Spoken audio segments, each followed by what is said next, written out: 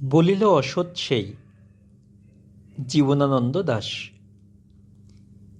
বলিল অসৎ ধীরে, কোন দিকে যাবে বলো? তোমরা কোথায় যেতে চাও? এতদিন পাশাপাশি ছিলে, আহা, ছিলে কত কাছে।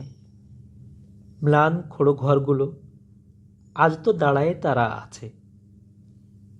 এই সব গৃহমাজ ছেড়ে দিয়ে কোন দিকে, কোন পথে ফের?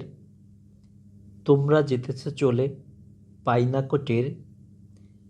বোচকা বেঁধেছ ঢের, ভোলো নাই ভাঙা বাটি, ফোটা ঘটিটাও। আবার কোথায় যেতে চাও? 50 বছরও হয়নি কো, এই তো সেদিন তোমাদের পিতামহ, বাবা, খুড়ো, জ্যাঠামশাই, আজও আহা তাহাদের কথা মনে হয়। এখানে মাঠের পারে জমি কিনে খোড়ো ঘর তোলে। এই দেশে, এই পথে, এই সব ঘাস ধান নিম জামরুলে জীবনের ক্লান্তি ক্ষুধা আকাঙ্ক্ষার বেদনার শুধেছিল ঋণ। দাঁড়ায়ে দাঁড়ায়ে সব দেখেছি যে, মনে হয় যেন সেই দিন। এখানে তোমরা তবু থাকিবে না? যাবে চলে তবে কোন পথে?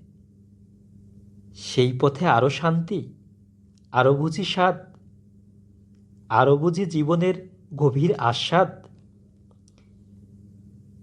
তোমরা সেখানে গিয়ে তাই বুঝি বেঁধে রবে আকাঙ্ক্ষার ঘর? যেখানেই যাও চলে, হয় না কো জীবনের কোনো রূপান্তর। এক ক্ষুধা, এক স্বপ্ন, এক ব্যথা বিচ্ছেদের কাহিনী ধূসর।